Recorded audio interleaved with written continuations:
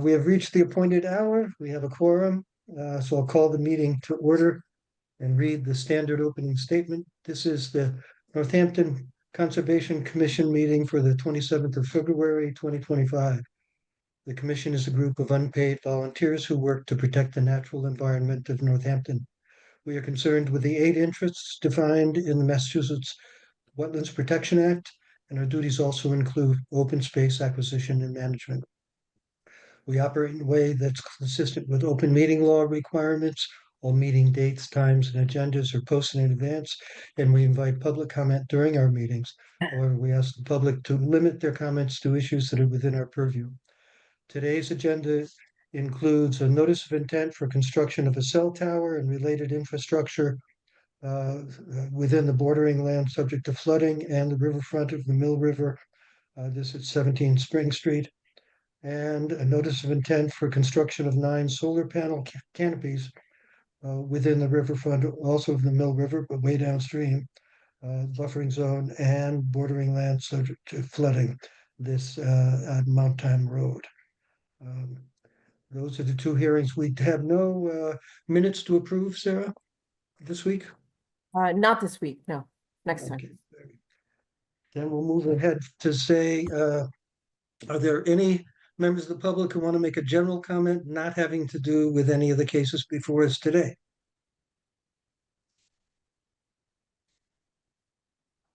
If not, we'll move to the first case. Notice of intent for construction of a cell tower and related infrastructure at 17 Spring Street. Who's here to present for that? Good evening, Mr. Chairman, members of the commission. My name is Dean Gustafson. I'm a senior wetland scientist with All Points Technology here on behalf of the applicant Selco Partnership, doing business as Verizon Wireless. Very good. We've seen the application and some back and forth with comments, but please summarize for us and make whatever presentation you think is useful. Thank you. Yep, nope, thank you. That'd be great. Sarah, if you can give me rights to screen share. It should be all set.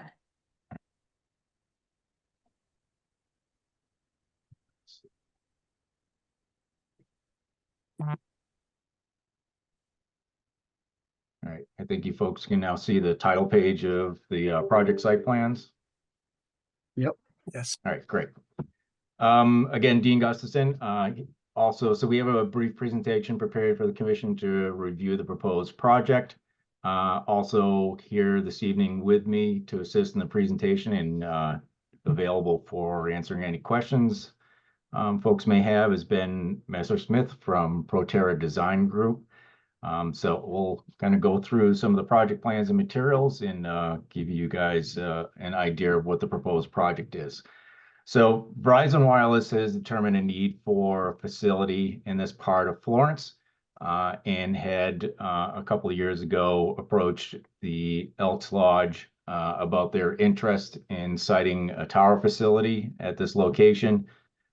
So we're working closely with the Elks Lodge, determine where the best location would be on the property, satisfying the needs for RF as well as being sensitive to the resource areas on the property associated with Mill River, and also what works best for the operations at the Elks Lodge so that we don't upset any of their events that they have outdoors on that property.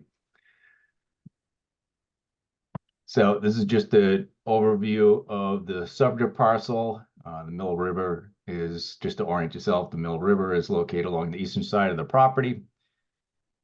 Pine Street is to the south. There's a large parking field, historic parking field in this part of the property. And then Spring Street kind of forms the western border of the property.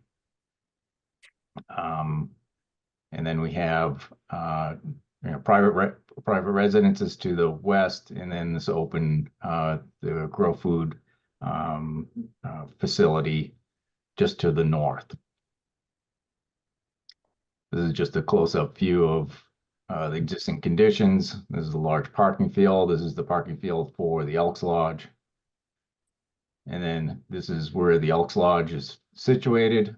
Existing conditions, we've identified the bank, top of bank resource for Mill River, just denoted by these flags and through here. And then what we're showing on this is a couple of more detailed information on the on an aerial, a recent aerial base showing the proposed, where the proposed Verizon facility is going. And I actually think Yeah, I was just gonna say, Dean, I think you might have the old plans. I do. So let me.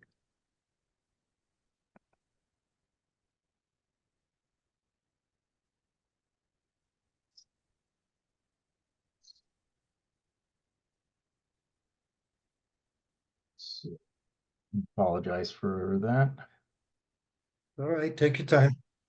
Let's see, where is?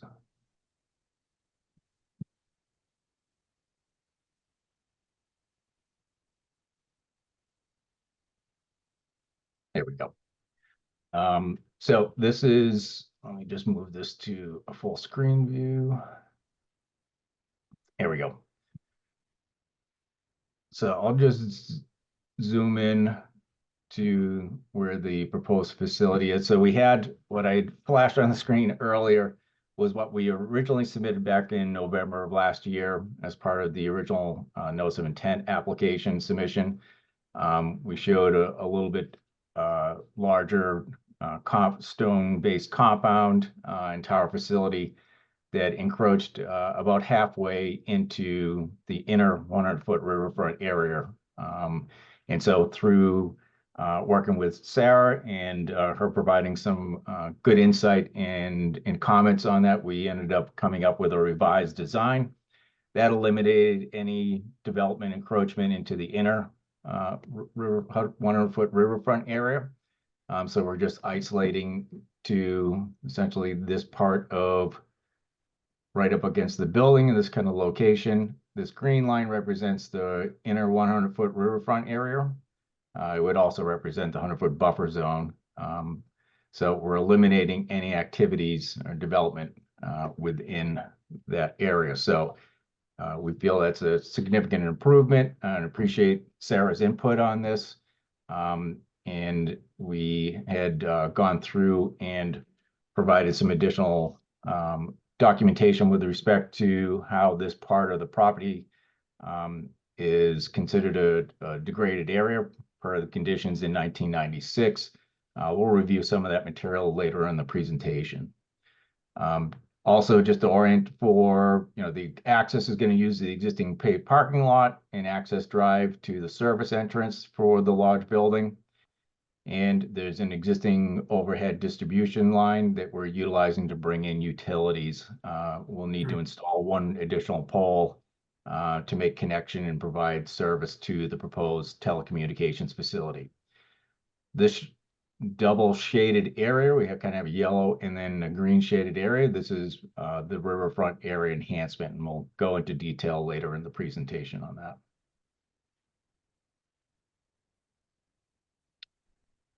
So this is just a kind of a detailed civil view of the proposed development. This highlighted line right here is the inner 100-foot riverfront area. We have about an 1,800 square foot fenced facility. This is essentially the fence line through here. It'll be all gravel pervious base of it, and all the equipment. We have a couple of different equipment pads to provide Verizon's equipment on. Those are all on steel elevated platforms, and that's to minimize displacement of the boring floodplain area and minimize the amount of impact to the floodplain resource. Ben will go into a more detailed discussion about that analysis, the compensatory storage later in the presentation. So this is where the 120-foot steel monopole is positioned. This just shows a top view of it with antenna arrays at the top, projecting and showing where kind of the equipment is located. There is a a kind of a stone infiltration feature. That's this kind of shaded area right along the perimeter of the facility. And that'll further promote infiltration of any runoff that may occur, from the gravel-based compound. So Ben will touch on how the project meets the performance standards for the storm management system. We also have, so this has an emergency backup generator to ensure that the facility remains online should power interruption occur. And we have a 1,000-gallon propane tank that's on a concrete pad that will provide fuel for the generator. So this is kind of just an overview, but also provides, where the erosion sedimentation control measures are going to be placed. We have silt fence in this green line. I'll zoom in a little bit and see it a little bit easier. So we have erosion control measures around the perimeter of the proposed development, as well as areas where we have some minor disturbance for installing a new pole. And then for the additional compensatory flood storage area, essentially these proposed grade lines in through here, we have additional erosion control measures to protect those areas while they reestablish vegetation. This is kind of existing lawn area, and this compensatory storage area was associated with the previous notice of intent and order of conditions that was issued for the Elk Lodge. And so we're just expanding that area for the small amount of displacement we have with this proposed facility.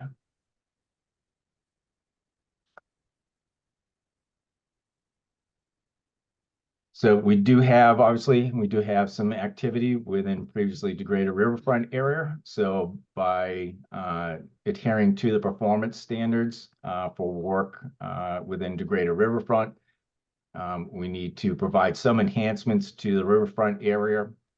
And what we've identified and worked with the Elks Lodge is an area that's kind of in the southeastern corner of the site, just off the eastern end of the kind of the older large parking field. We have two different types of components associated with this riverfront area enhancement planting plan.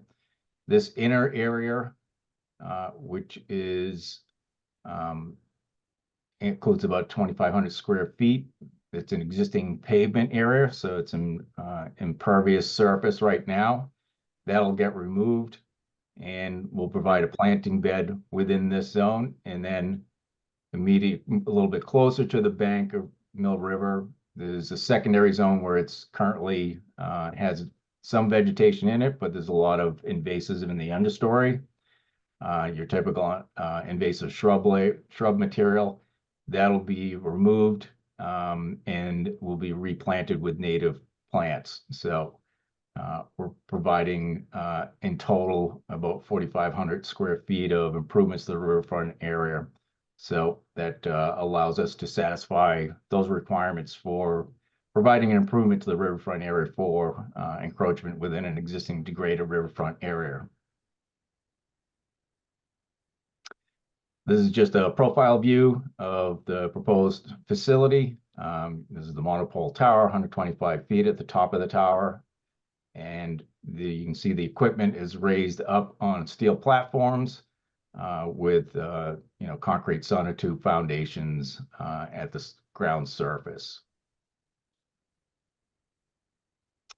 And at this point, I'll hand this over to Ben to kind of go in a more detailed discussion of how we're providing appropriate compensatory storage and satisfying our impacts to the boring land subject to flooding resource.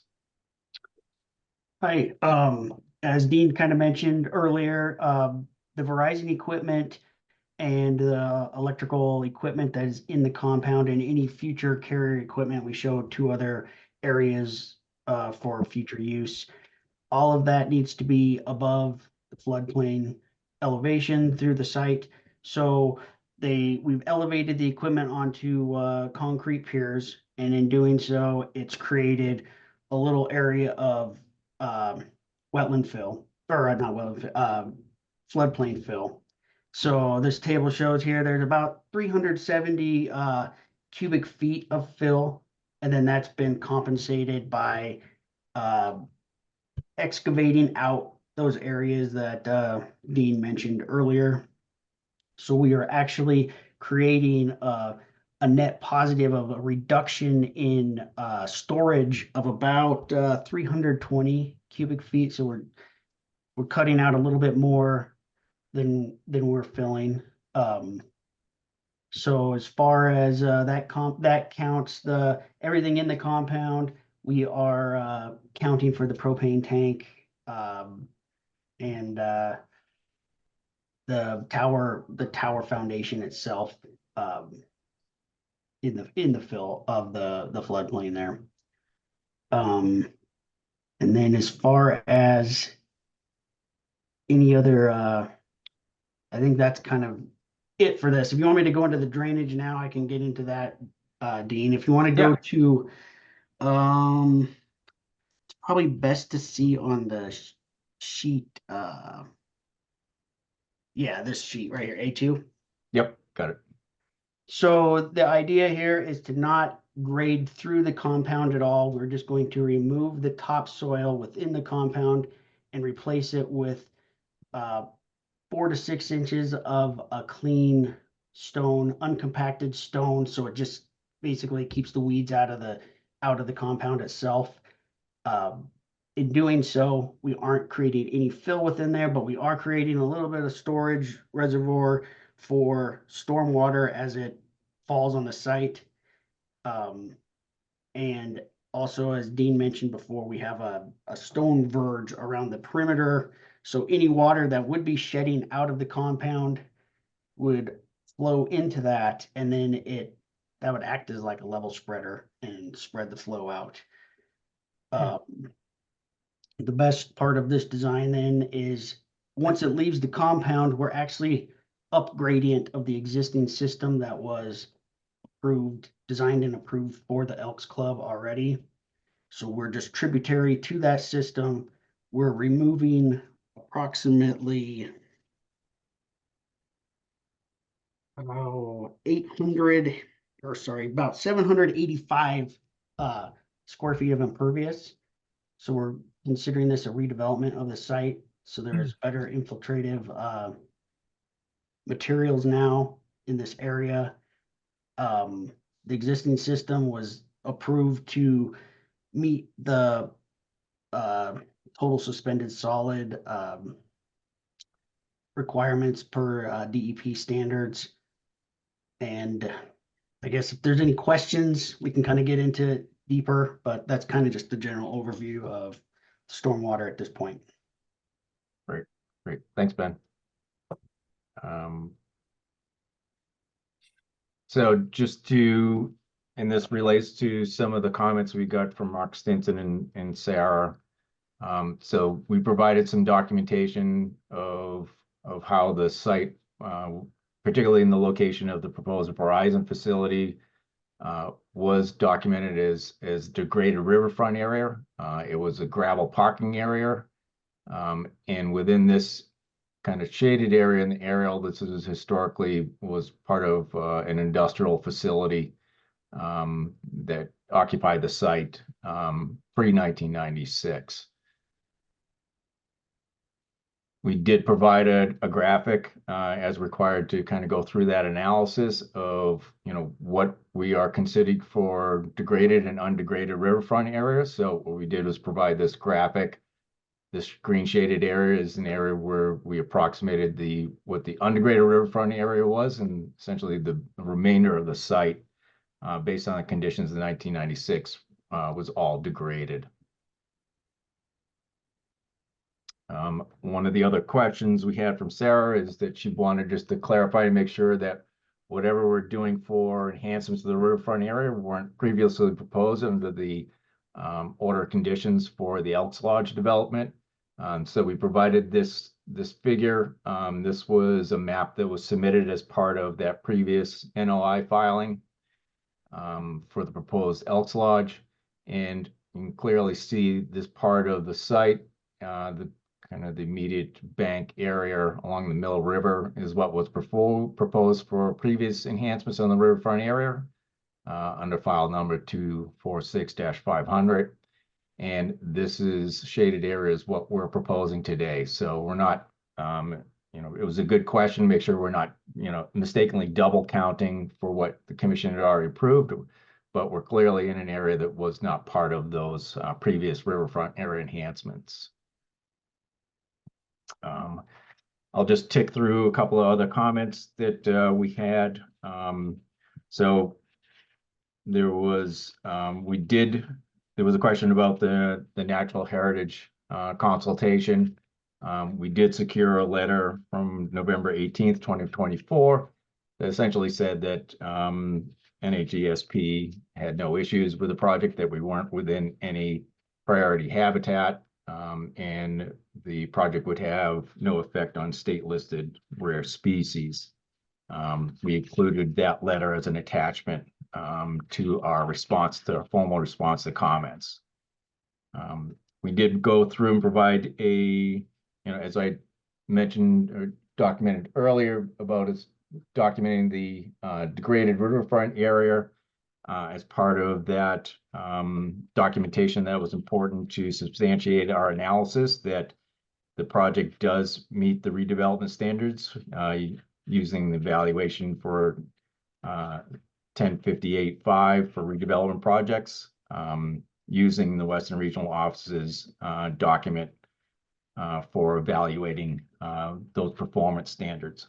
So we did go through and provided a detailed analysis as an attachment. Happy to go through that or answer any questions with respect to that. But we have satisfied those comments. Sarah had some similar comments as far as documenting that the project satisfies as a redevelopment within the riverfront area. So we've addressed that particular issue. And Ben and his group had provided some additional details and a stormwater report to substantiate how the project meets the stormwater standards.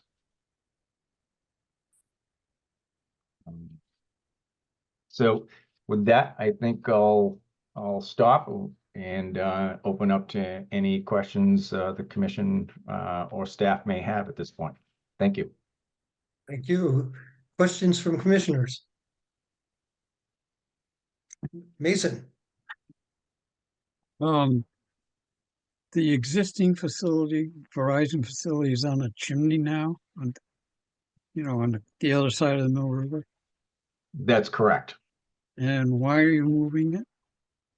So these facilities are considered, essential infrastructure for communications and emergency services. And the facility on that old, brick chimney, there is some questions about the sustainability of that facility. There probably is, and I'm not a structural engineer, so keep that in mind, but there's probably some potential structural issues. The foundation for that chimney is partially within the river as well.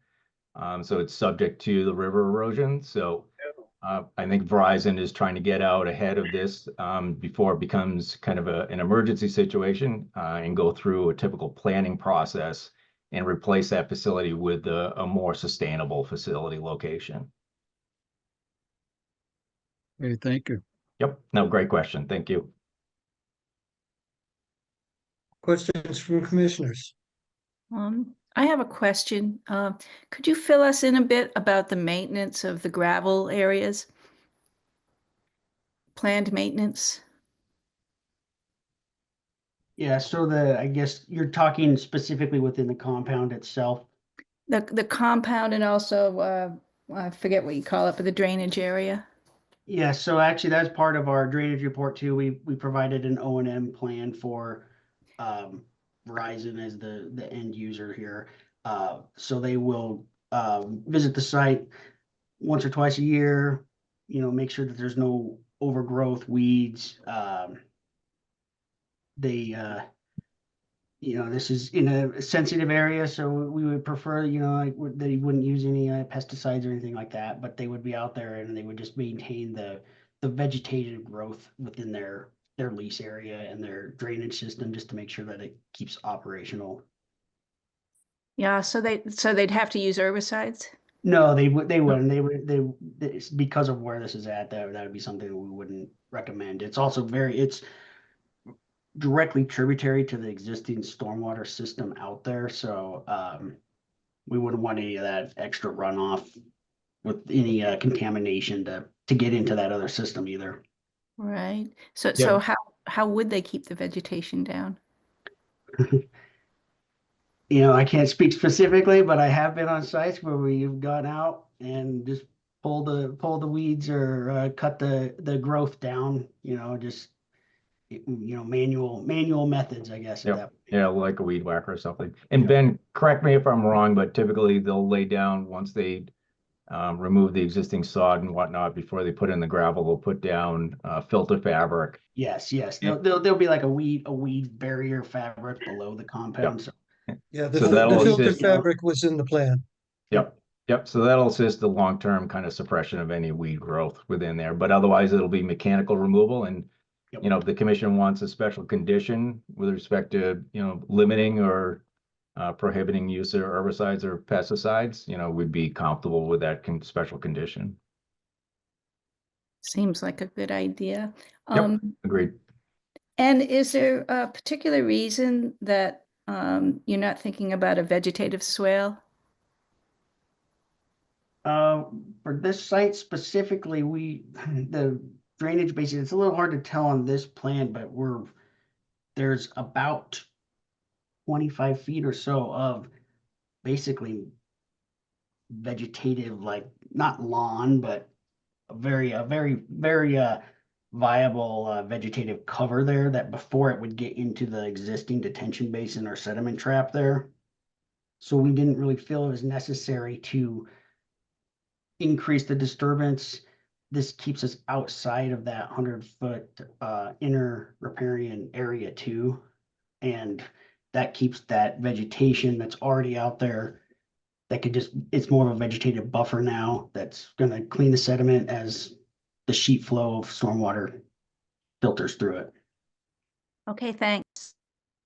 So just to make sure I understand what you're saying, Ben, that the stone will be a firmer, more durable barrier.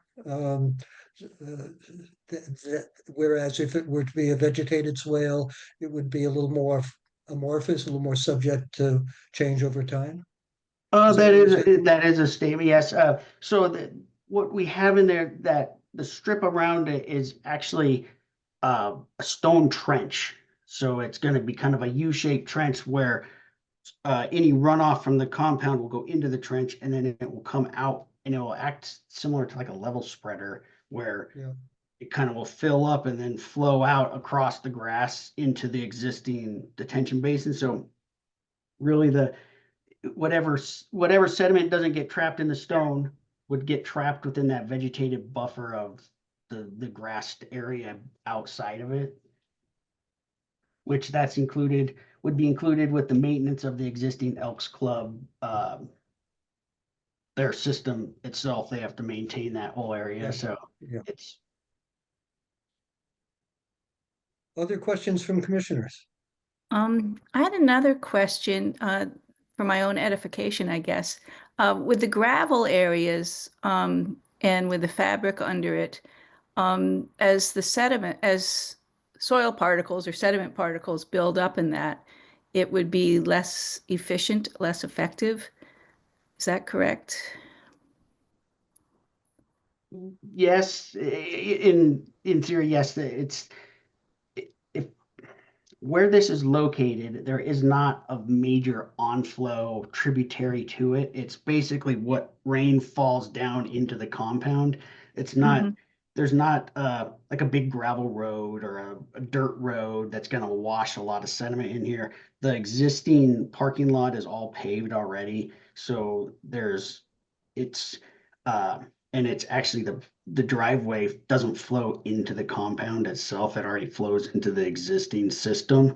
So there's not a lot of degree of sediment transfer or transport, I guess, in this instance. And the stone compound itself is not, it's not a compacted material. They put the weed barrier down, they lay the stone in, and it's, I don't know if you've ever, you can kind of, if it's like if you walk on not necessarily like a gravel playground, but it's like kind of soft in a sense where it's not going to create a real impervious area. It will allow, everything will just continually infiltrate. Yeah, I think what I've heard is that like with pervious pavement, et cetera, it has to be maintained because it plugs up over time. So I just didn't know if there was any way that there could be. Yeah, and for that this. instance, it comes from sanding a parking lot, or there's other factors that are involved, and actually part of the Elks O&M for their existing system is street sweeping. Mhm. So that would help eliminate any of those issues. But as far as what's, they don't de-ice the compound or anything like that. It's just it's really whatever rain water falls directly on it is all that's really going to be tributary to it in this area.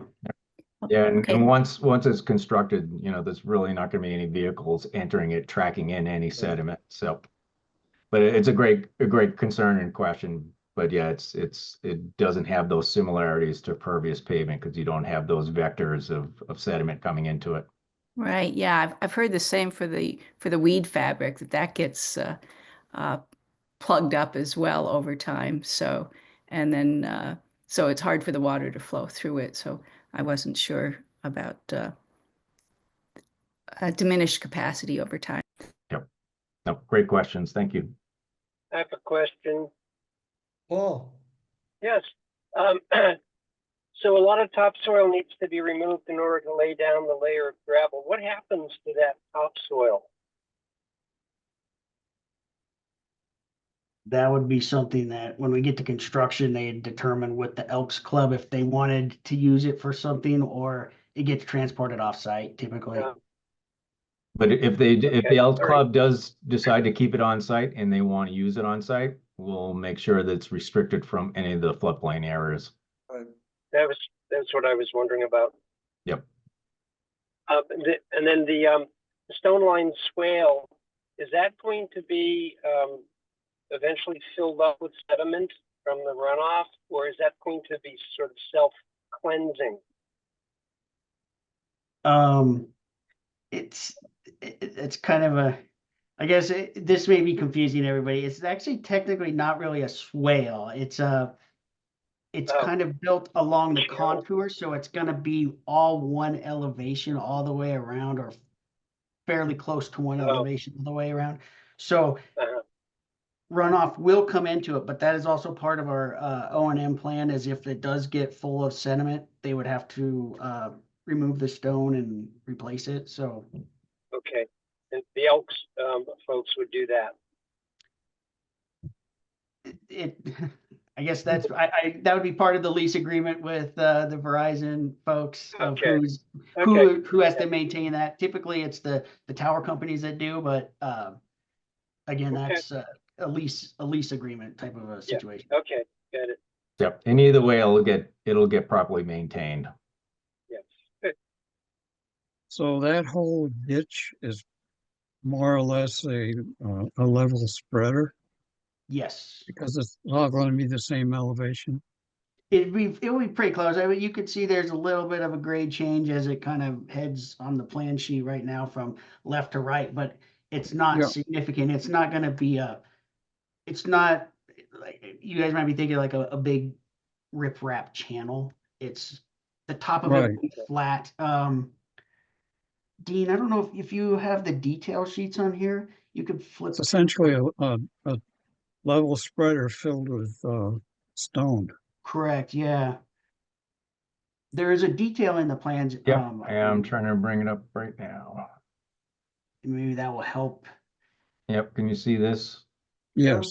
Yep, this is the stone diaphragm detail right here, I think you're talking about. Yes, it is. So as you can see, there's a vertical line that says fence, and basically with the runoff from the compound would flow into that. I know there's kind of a little channel, but that's just a depression to make sure water goes into it. But that would be, it's that rectangular section or U-shaped section all the way down, and it's not meant to flow through it, but flow into it and then out of. Okay.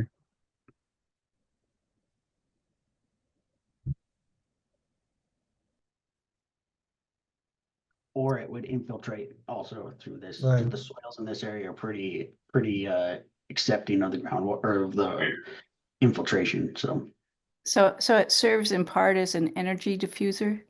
yes, that's an additional.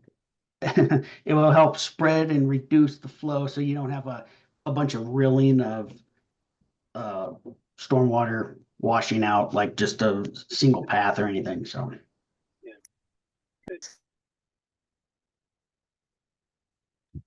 Any other questions from commissioners?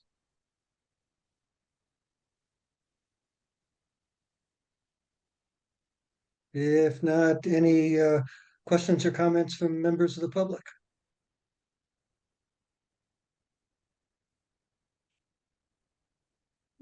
If not, Sarah, any comments or questions you want to add? Oh, there was a question. Yes, I didn't see that before. Louis Hasbrook. Hi, this is Louis Hasbrook speaking for the Elks. We've given a lot of consideration to whether or not to site the tower here, and there are a lot of advantages, and I think more than anything, there's no other location in the area that would have less of an environmental impact than putting the tower there. It's already a degraded area. I'm actually quite familiar with the area. I worked for the Pro Brush Company in 1967, and we used to park down there because it's the only place to park, and there were tumble down buildings at that point. And that was not a great place to work. It didn't last long. But in terms of, I mean, I've seen a lot of cell towers go up, and you stick them in the woods, cut down a bunch of trees, put in a gravel road, power lines. And this is not that. This is a previously degraded area. The lines for the existing cell tower facility come down the lodge side of the river and cross over towards the smokestack, and they'll just turn the other way off the last pole.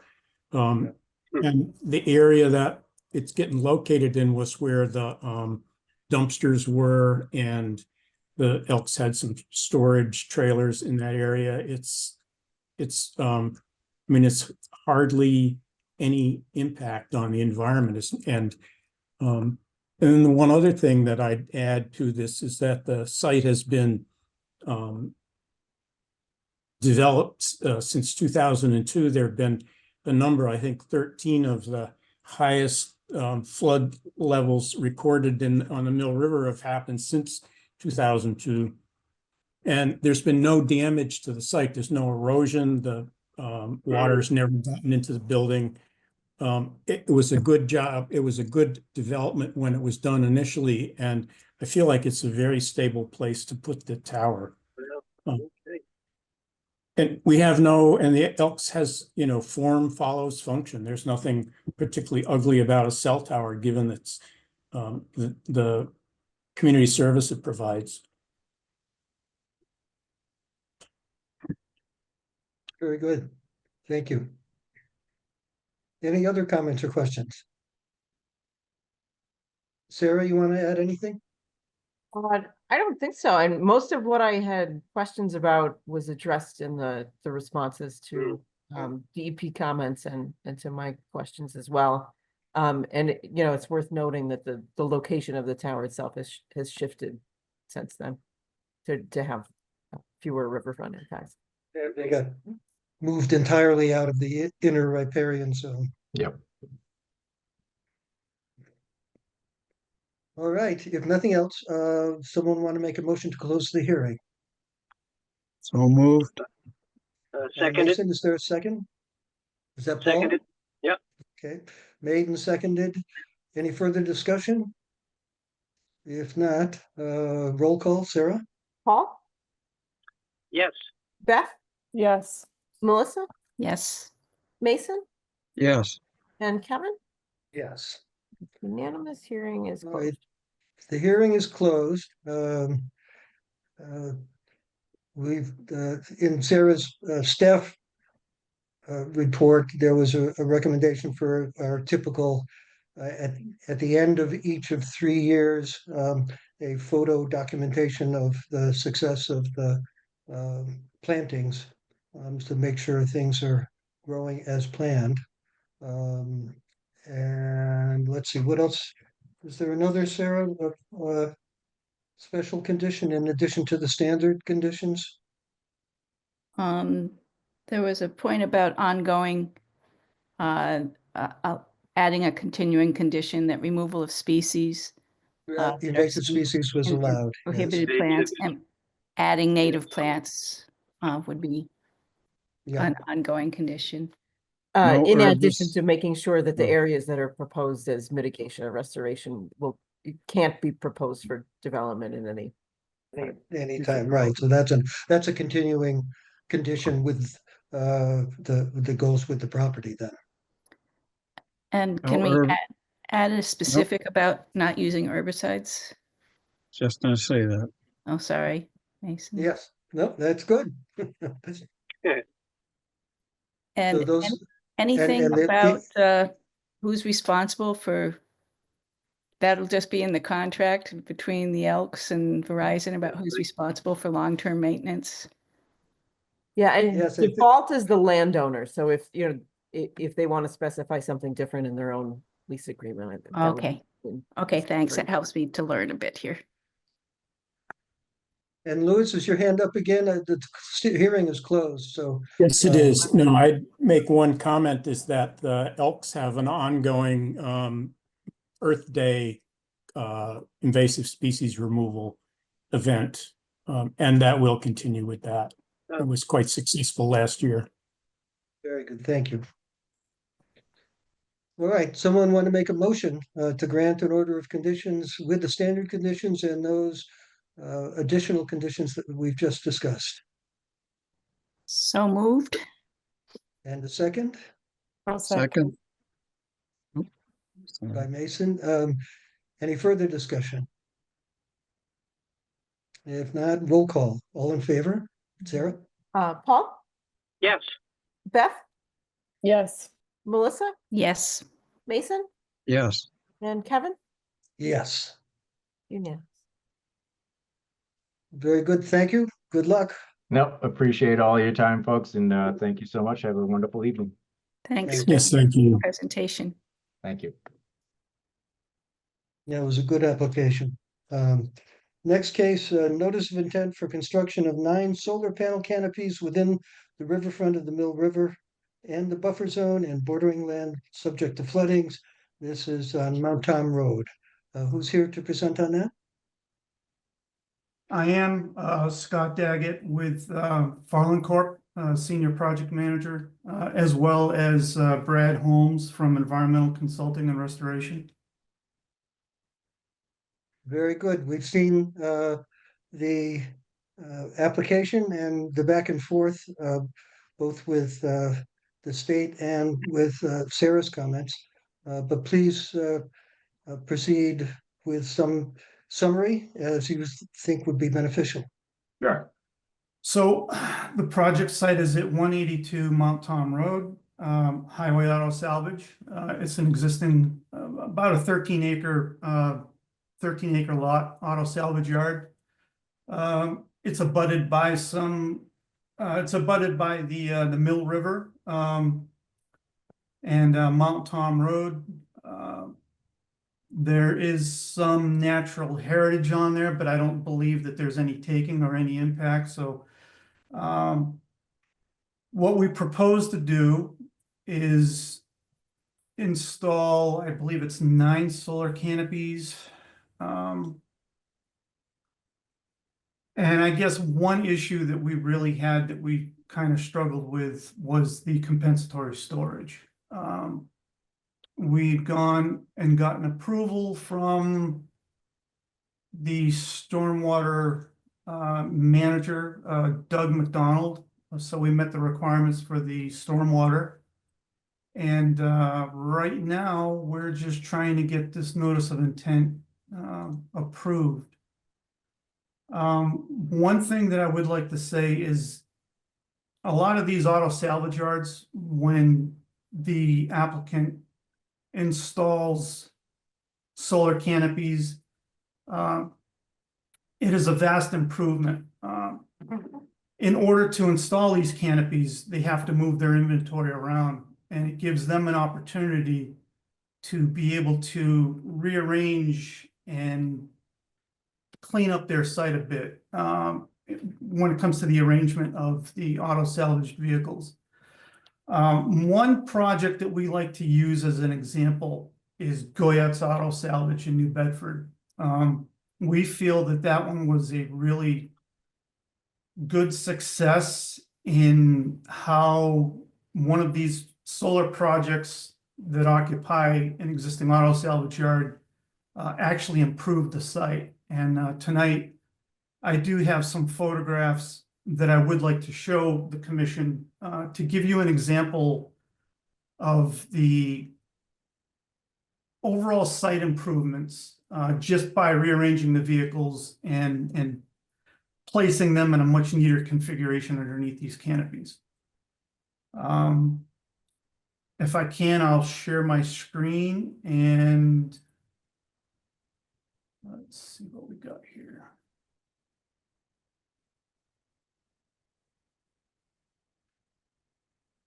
Can you see the plan that's currently on the screen? Not showing up yet. Okay. Not yet. Yeah, please be patient with me. I'm still trying to figure out how to play around with Zoom.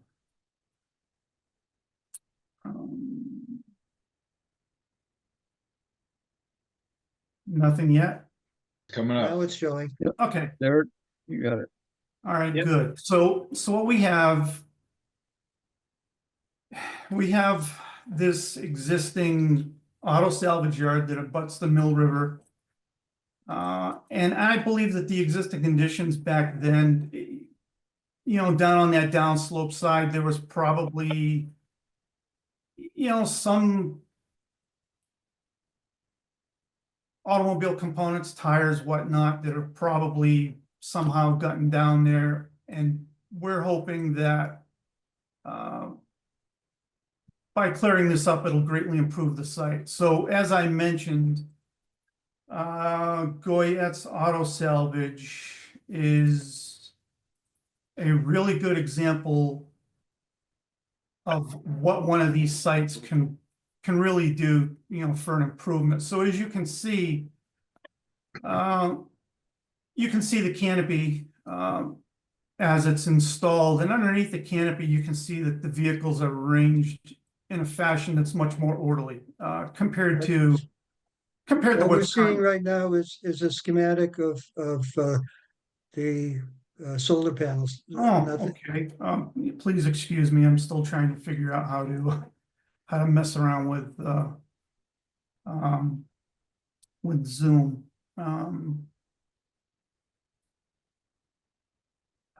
Let's see if I can figure this out.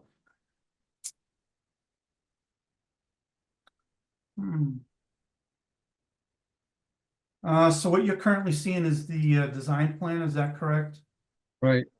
Okay. yes, it's site plan. Yeah, I'm trying to bring up the photos, and it's not being very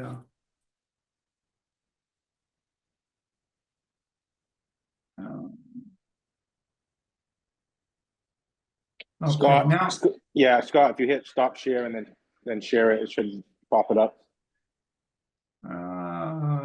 we can can see your photos now. It's Okay, working now. all right, you can see the photos now, great. So Goyette's Auto Salvage, which is located on Shawmut Avenue in New Bedford. Pretty much one of a much better success story, if you will, where, as you can see underneath the canopies, the vehicles are arranged in a much neater fashion.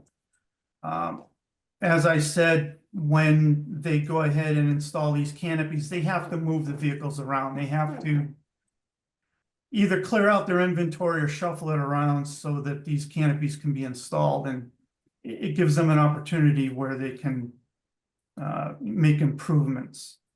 I have another photograph. I don't know if you can see this one as well. Mm-hmm. Okay, so again, it just gives you, another example of vehicles being stored under the canopies. And this is what we are hoping to accomplish at 182 Mount Tom Road.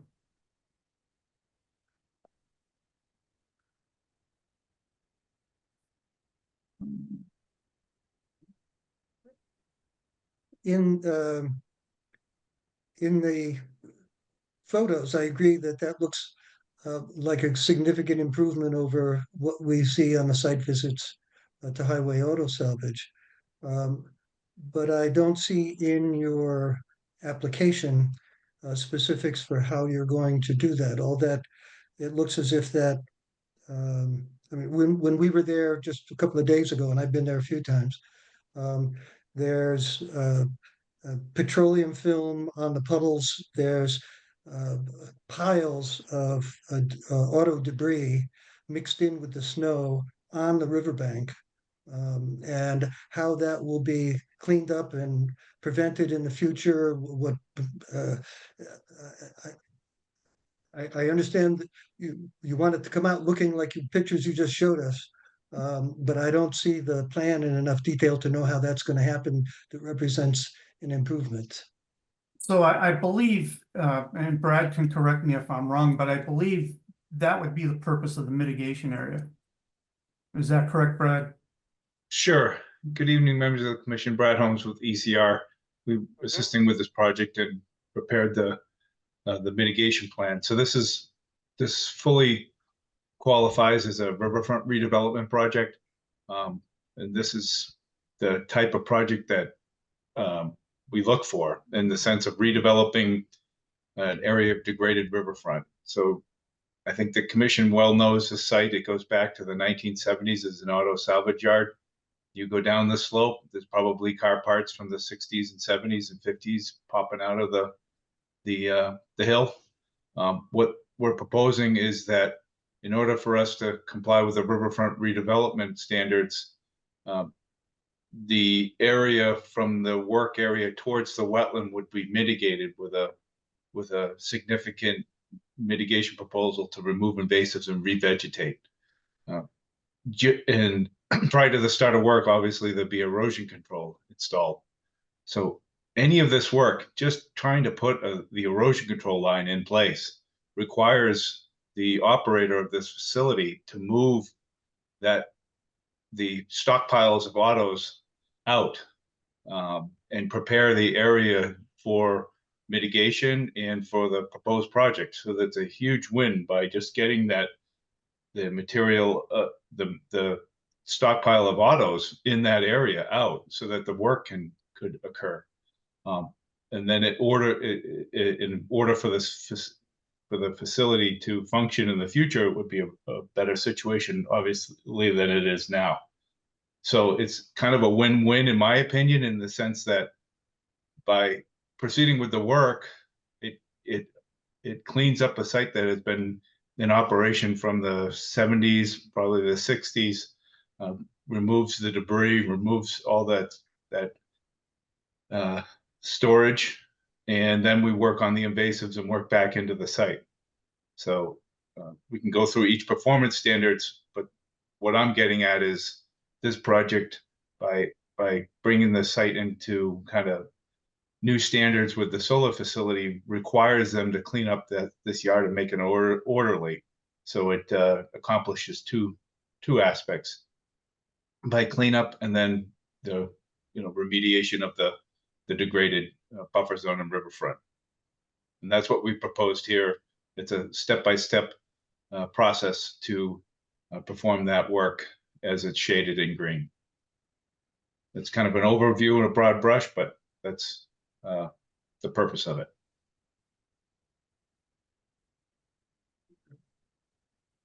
Questions? And Mason? Yeah, do you have to, are you going to be involved with soil removal and replacement because of years of auto wrecks dripping into the ground with the oil and all that stuff? Is that something that the state's going to be on you about, or what? The mitigation proposal isn't proposing remediation or earth disturbance. It's to remove the invasive, a lot of Japanese knotweed and invasive shrubs in that area and revegetate. I'm not involved, or we weren't proposing any removal in that area. I'll let Scott describe any of the kind of earthworks, but that's not associated. As far as soil removal, isn't associated with the mitigation project. I can touch base on that. For the record, Christian Fowlin, principal engineer and president of Fowlin Corp. There won't be any soils removed from the site. All the columns, structural columns, will be vertically drilled, and soils will remain on site. So there isn't any proposed, cleanup in regards to the environmental soil conditions of the site.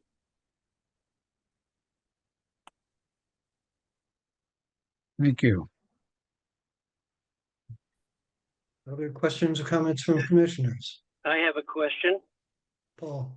When I visited the site on Tuesday, I was impressed by a petrochemical sheen in the puddles.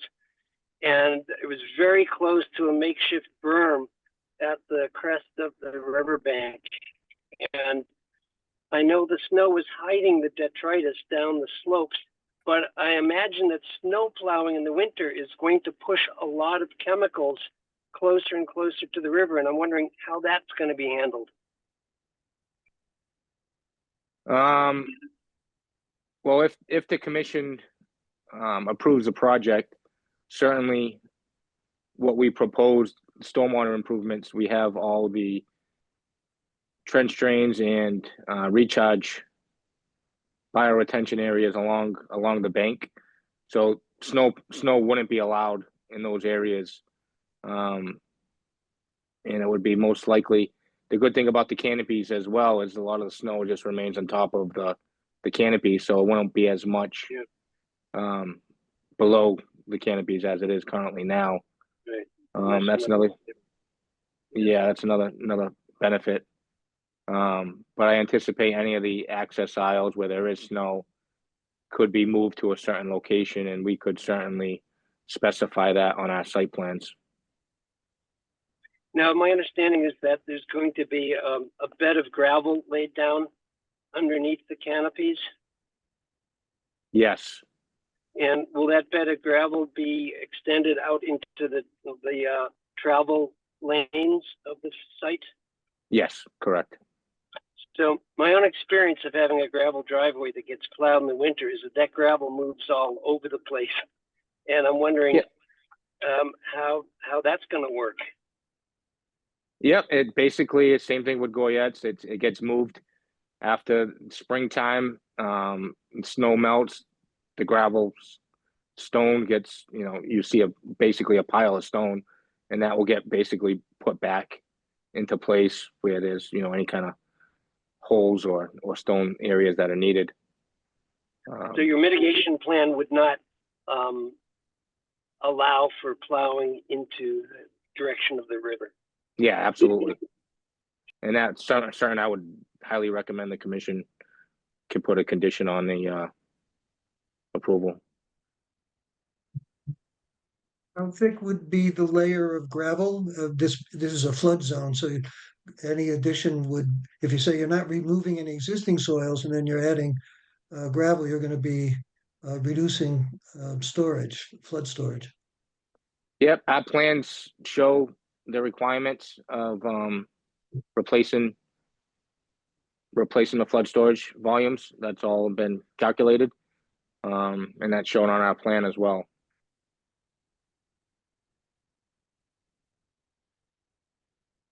Do you have a cut and fill chart? We do. A quick comment on the mitigation and the concern with pushing material or snow towards that. We fully anticipate a monitoring and reporting program back to the commission. So there's no intent to destroy any of those plantings. We're looking to have a successful revegetation effort. So if they were to impact that, that would be to their detriment. And is that monitoring and reporting proposed in the application? Or are you relying on the commission to come up with that? We can give some boilerplate kind of monitoring and reporting, but I'm sure that the commission has conditions for monitoring and reporting over the life of the order of conditions. Who would do that monitoring and reporting? It would have to be done by a qualified specialist or wetland specialist or botanist. That could be. But it would be hired by the owners of the site? Correct. Yeah. Yep.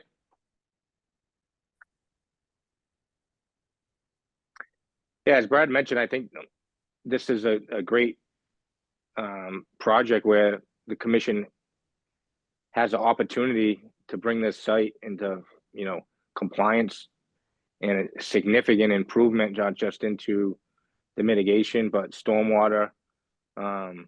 As we received approval through the stormwater process.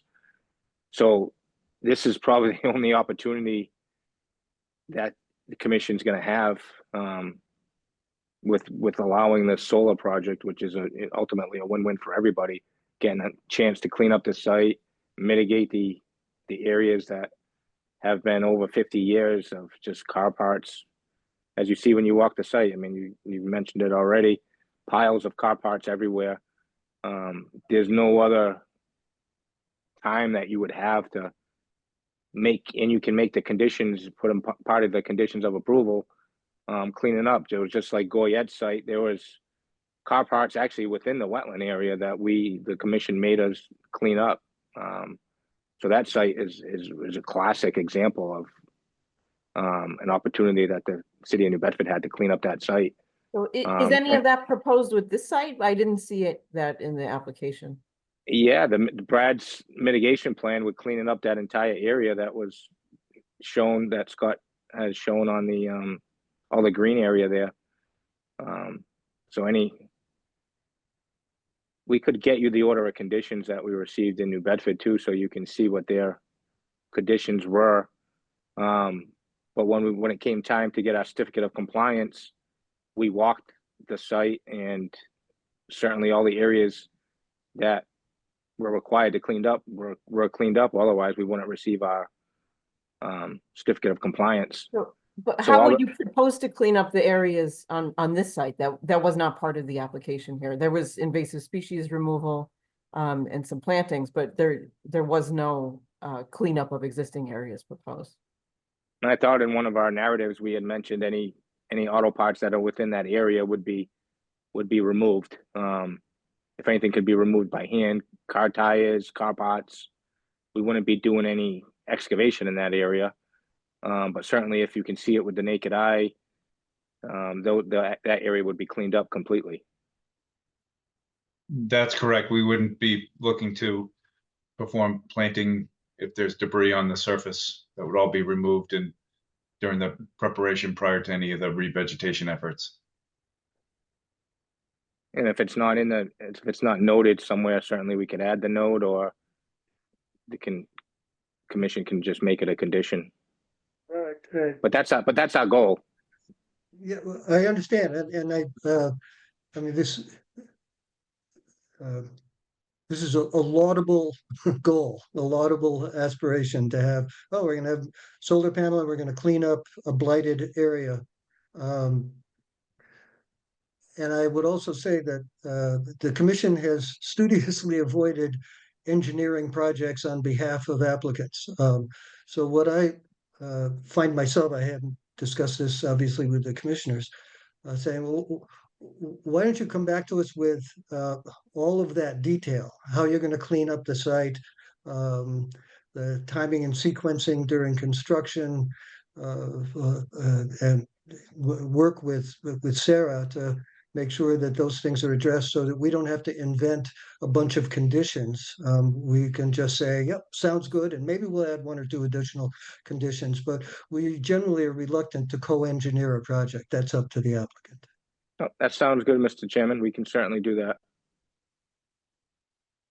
Is that acceptable to the rest of the commission? Yeah, it seems that there might be some other details that need to be included that weren't responded to, perhaps about like the mean area high water line, how that got determined. Did it get determined? There aren't any flags there. Flags, right. I can explain that. Yeah, if you look at the plans, there's two lines that have been delineated at the site. There's a bordering vegetative wetland and there's the inland bank / mean annual high water to the river. The inland bank is well defined for the majority of the river, so that's where the bank flags are placed, or you can see mean annual high water flags placed where there's no defined first observable break and slope, and that's a delineation of the mean annual high water. So that's fully identified on the plans, and that's documented in the delineation report and in the notice as well.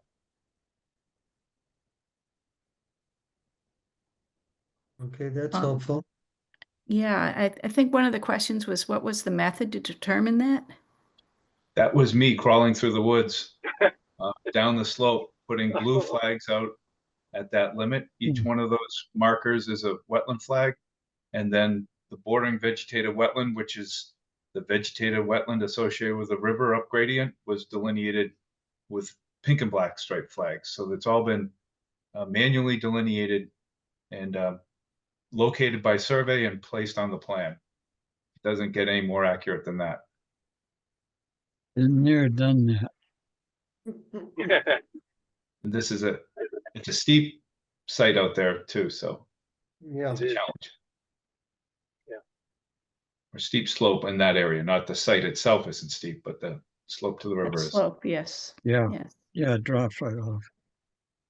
Kevin, I like your idea that we don't co-engineer this project and we need more detail, but that it is a very worthy project worth supporting when we get to that point.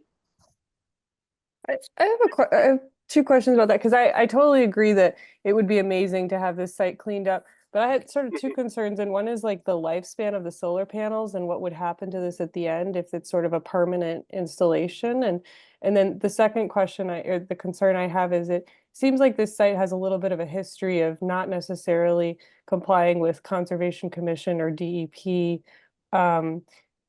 recommendations or laws. And so to me, like the maintenance plan, it's I want to believe that it would happen, and I'm also having a hard time. I feel like for more than some other projects, I have questions about the ongoing maintenance commitment.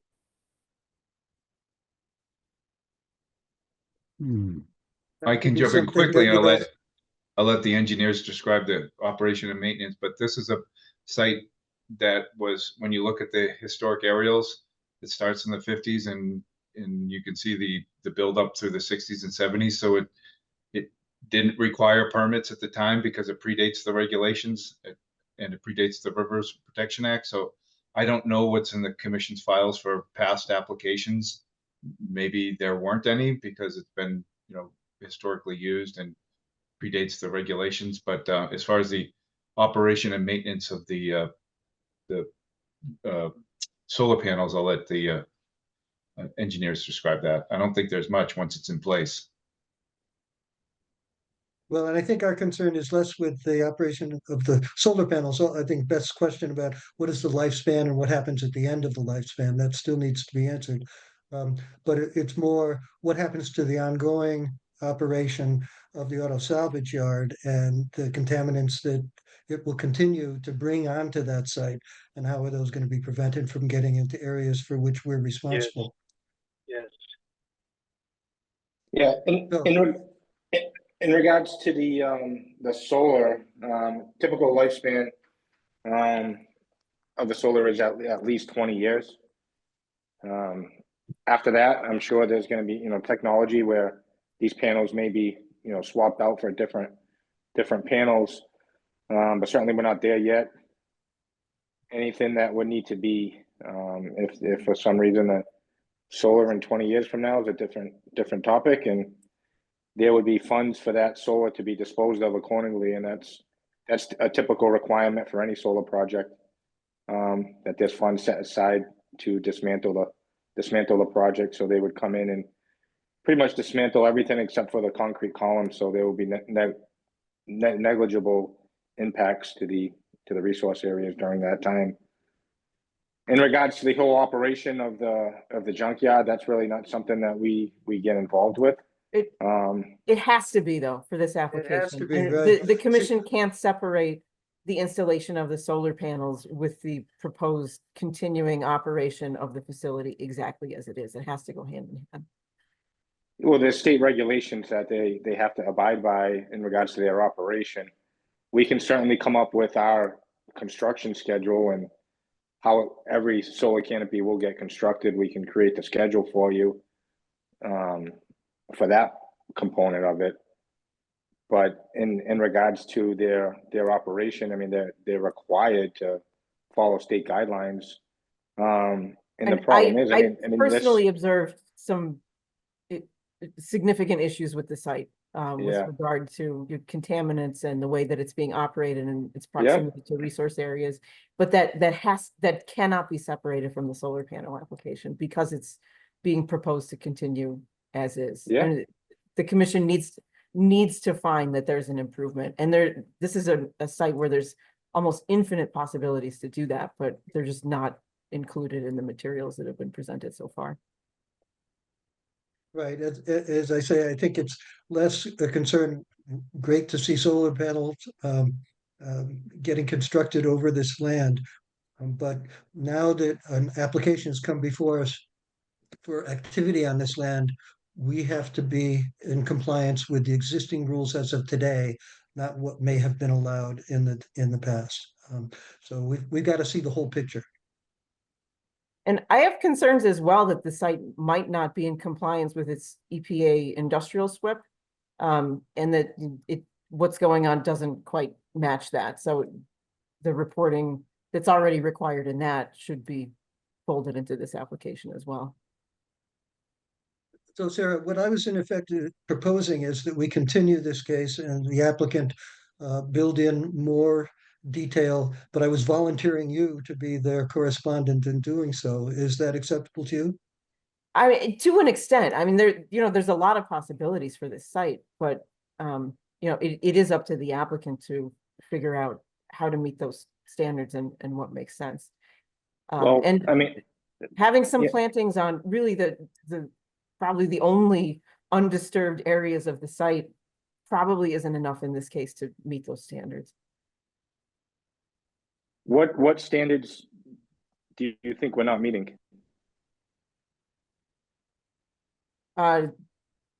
Riverfront, and the standards of the wetlands, the local Northampton wetlands ordinance. The concerns that were raised by DEP. Which can you tell us which ones exactly? I have. Because I mean, have we've responded with multiple emails to you, Sarah, with responses that we feel the project meets full compliance of the standards. I mean, it's up to the commission, but I would disagree that the project complies with those standards. Can you tell us which one exactly? I have done that. I didn't find the answers in the document to address the issues that you raised, Sarah. I found multiple times it basically said it's not relevant. And so it didn't address the issues that you raised in many cases. And there were agree. multiple issues that the DEP had questions about from the onset as well. And Right. I didn't see that those were adequately responded to. Right. I believe we submitted a resource area analysis compliance. No, I was involved in that, and that was submitted. There's two resource areas that you're looking at. You're looking at riverfront and bordering land subject to flooding. It's fully a riverfront redevelopment standard. DEP had comments towards compliance with compensatory storage with pertaining to bordering land subject to flooding. That was analyzed and improved upon and submitted to the commission. So that has been completed.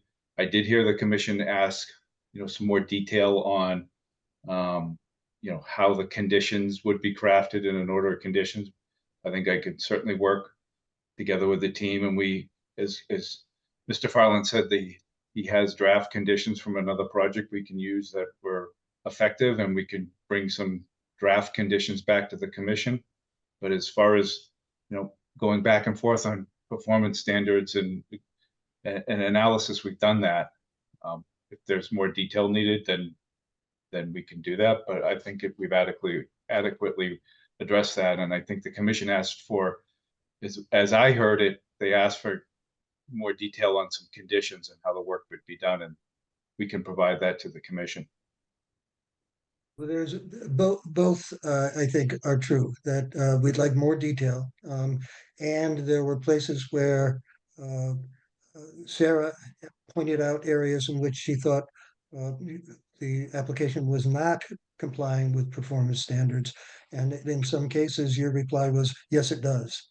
And so I'm not quite comfortable with that. And so I would like to see that our resident expert, and Sarah, I mean, there was other expertise on the commission, environmental consultants, wetlands folks, etc. But Sarah is the person that we rely on, since the rest of us are volunteers, that we rely on to say, okay, we have a mutual understanding. The applicant gets what the requirements are, and I agree that they're addressing them. And if that part of this process isn't happening, it bogs down, and it can't just be that the applicant asserts that, oh yeah, no, we're fine. So we have to have some consensus that in fact the standards are being met.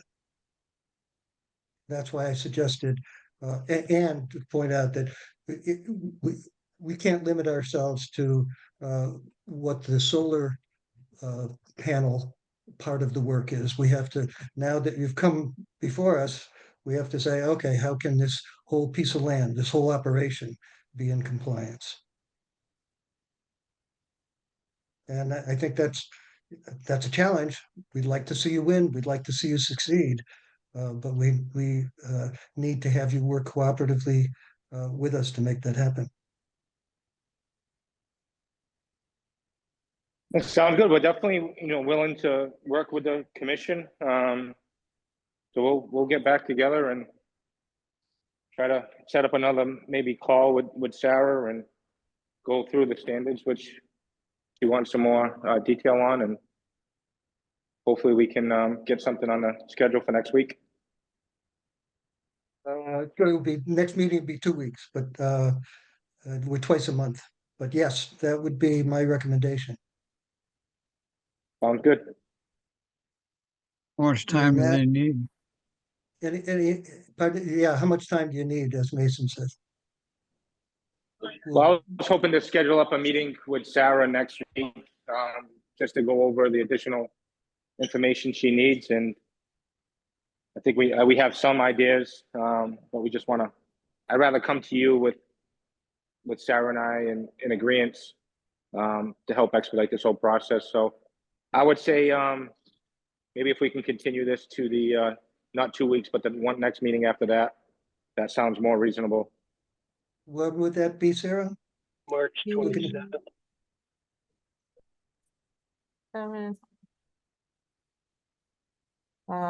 March 27th. March 27th. If that's acceptable to the applicant, someone want to make a motion to continue this case till the next meeting, or the meeting on the 27th? So moved. So moved by and made and seconded by Beth and Paul. If no further discussion, roll call, Sarah? Roll call for continuance, Paul, Oh, yes, Beth, yes. Yes. Melissa, Yes. Mason, Yes, and Kevin.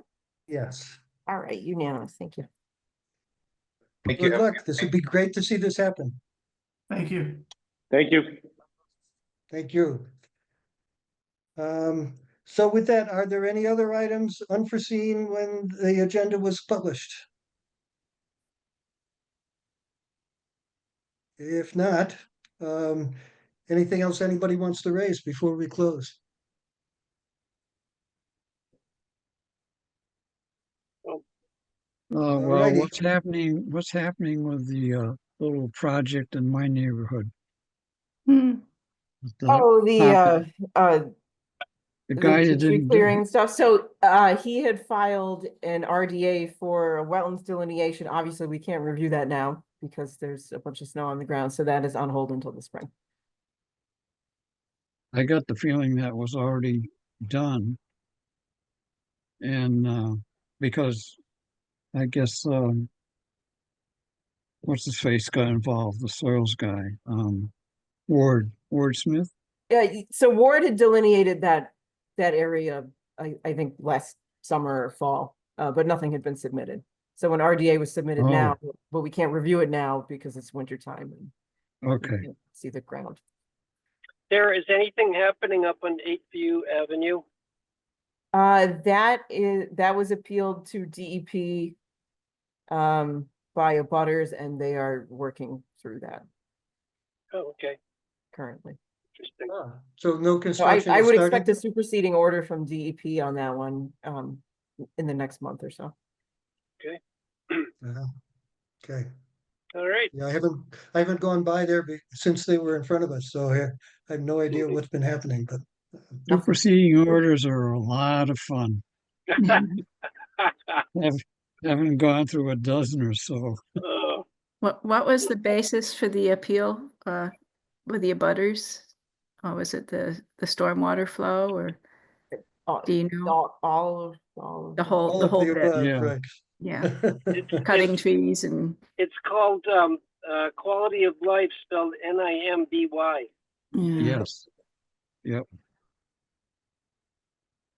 That's Well, it. also sincere concern about stormwater issues and as well. I thought that, some of them in the cutting of the trees, et cetera. So there was concern about Yeah. reduced evapotranspiration and that sort of thing. But Well, and I think at least I felt that if they had come when they first bought the property, before they started tearing things down and changing things, if they'd come before us with the complete vision of what they were planning to do, instead of this incremental piece. Well, first we're going to tear down the house, and then we're going to tear down some of these Right. trees that were right on the neighbors. I can understand why the neighbors were upset. yeah, It wasn't within our purview to Right. take And that incremental approach and break it up. But if they had come to us with the whole picture, I'm not sure we would have said yes. I'm not sure we would have been able to say yes. There was a lot of downside to it, but Kevin, in a piecemeal way. Go ahead, Paul. didn't you estimate that would have resulted in a 1% loss of the forest? It was Probably, I think. It was minuscule. I don't know if, well, actually, that may have been over on the case Yes, over, before that. right, the case before that, where I took a Google Earth Yeah. Yep. picture and Yeah. said, Yeah. here's the trees they're gonna cut down, and it's Yeah. this tiny increment, but yeah, I know. that Right. wasn't the View Avenue, that was over by north. on the Oh. eastern side of town. Oh, okay. All right. All Or right. you, or you could go the route up at Stony Path and just not file for any permits. Yeah. It's gonna end Uh, up costing them twice as much. Sarah, I had a question about your comment about the auto salvage place and whether they were not related. I mean, it's not our say, but about the compliance in terms of the state regulations of operating Yeah, so I can send this out prior to the next meeting.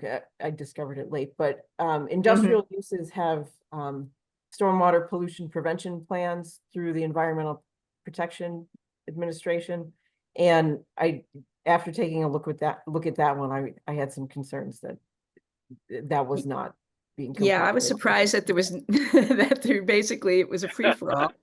It seemed to be Yeah. a free for all, and that there weren't some sort of regulations that they should be following just for that business type of a business. So, okay, well, I'd like to see that. That would be great. Can I ask another question about that? But like to that point, like, what do you, as the commission, like, how do you handle sites that sort of have this history of not necessarily following through on plans? And like, how do you trust that the plans and the orders of conditions are going to be followed? I mean, you have to look at each one separately. Like there has to be a robust plan for operation and maintenance to begin with. Like if you just say, well, we're gonna do it, and then, we just won't go over there. That in some cases, that's really not sufficient. That might be fine for a single family home. We'll put up some signs or some rocks, and that will be no disturb area.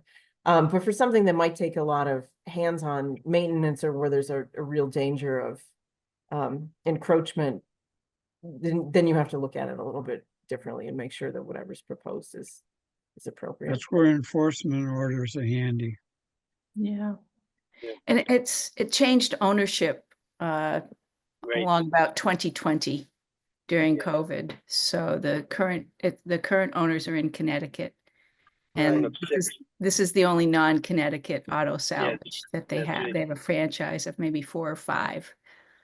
Well, he talked about this one in New Bedford, but that sounded like that's part of their portfolio also. It's owned by somebody else, so that's a totally different auto really? salvage Oh, company. so that's just an example. Right. It was That's a one visual that's- aid. Yeah, that's Visual aid. one the presenters worked on. Yes. That was Right. one of their projects. Well, Great. when we were there a couple of days ago, I talked to the fellow who came out supposedly to guide us. David. And while the rest of you walked a little further out, Right. and he's the grandson and son Yes. of prior owner operators, and he clearly has no clue about the environmental restrictions. That they thought of it more of as in aesthetic terms. That, oh yeah, in the spring we go out, we look around after the snow melts, and we on a weekend come in and have the crew go down into the Yes. wetland and pull the stuff out of it. It's like no idea that they should have prevented it from going Right. there in the first place. So Right. I think it's one of those cases where unless somebody's coming before us with a request for permit, people just go do Yeah. what they assume is the right thing to do. Yeah. And, Right. Yep. Yeah. He's the general manager, but he's the one that sold it to the Connecticut group. That's right. Yeah. He Yeah. doesn't own the property anymore. Right. Yeah. But Yep. anyway, Yeah. I think this is Okay. probably as good a next step as we're going to get with this case, and Yeah. I'm really hoping they will cooperate, Sarah, with Yeah. understanding that no, you can't just assert, oh yeah, we've met the performance standard, or this doesn't. Well, no, you can't just say that. You may have an argument, but it's got to be made Put it in writing. clearly. Yeah. Demonstrated Yeah. in writing. Yeah. And we hope, I'm talking about hoping that things would improve. It's just, Right. No, it'd be great to see this look like the thing they were showing us. Of course, you couldn't see anything much, but yeah, if it was all cleared and new soil and all that. Okay, that'd be much better. But there's got to be stormwater and berms, and it's got to be all the parts to make sure this isn't going to then deteriorate again in a couple of years. Yeah. And And how the do place you keep petrochemicals from Yeah. pooling in the puddles? Can I Well, Where they does that do come have from? they do have, he pointed to this thing where when we were there, the forklift lifting the cars up onto this Yeah. elevated thing, that's a drain device of some kind where they Oh. capture the fluids coming out of cars. But he The said that's a fluids road that that are they left. won't The left in fluids that car. are So left in the car. Yeah. after they've been sitting around outside Yes. leaking for, yeah, right. Yes, Um, that was my implied point. so they drain it before they crush the vehicle, but not when it comes I onto don't the know lot. the sequencing, and that could be one of the things that they have to tell Right. us about in Yeah. order to So- us feel confident that, yeah, we're gonna prevent things from being as bad as they have been. Right. So the commission should remember, all the things that you're thinking about now and definitely bring them up when, during the hearing continuance. Sarah, can Whatever I, you- is this too aggravating? I mean, this seems like a very Yeah. difficult one for you. Like, is there something that we could do to make this, it's a better for this back and forth? Because I know you've been working with them already for like over a year on it. Must feel like a waste of time. Of your Yeah, time.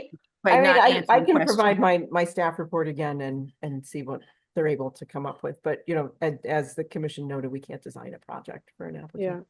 But Sarah, was that a valid concern that the stuff that's been, the petrochemicals that have been dripping down in the soils, they don't have to go and, it's sort of like the knife factory there. Yeah, I don't know whether they have to change out the soils, or I mean, that's a whole nother department of DEP, I That'd think. be It a- is, it is. a And, soil analysis. I've been to the site in the past and the vehicles had been, up on blocks and in the dry, and that is not what I'd seen at more recent visits. And there was a clear petrochemical Deterioration. sheen and odor Yes. present. So it seems like there is definitely some concern about contaminants.